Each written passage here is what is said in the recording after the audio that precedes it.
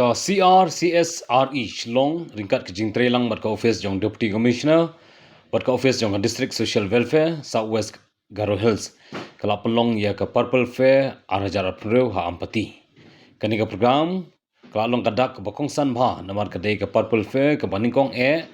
bala pelong ha ka thain Garo Hills ke bathu ban kintiu ya ke jingin dan mentalang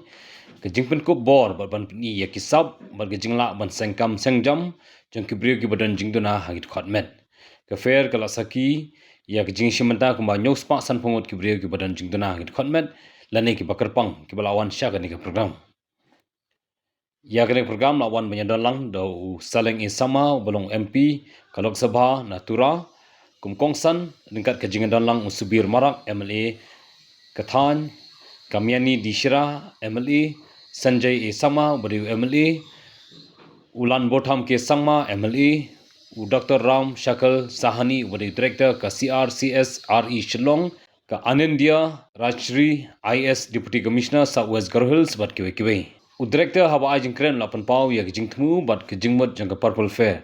da ka ba pinksan ya jingdan ka mantau ya ke mlang salang ka ba kentop lang ya baro ka ba ya ki brig badan jingduna agin khatmet lanai balong kerpang la ailat markat jo ban shimenta ban penroi ya kisab ban penmi ya kilat kamai ban penkup bor ya ke mlang salang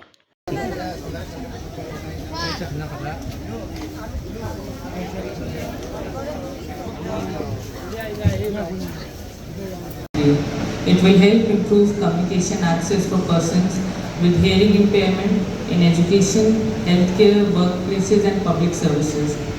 I am also glad to note that CRCSRE Shillong is preparing to launch the Bachelor of Science in Clinical Psychology Honours Program, which is expected to be the first of its kind under the CRC system in India. This will be a significant step towards strengthening mental health services and developing skilled professionals in the field of rehabilitation. I would also like to acknowledge the continued support of Government of Meghalaya, the state government's commitment to inclusive development and its collaboration with institutions like CRCSRE Shillong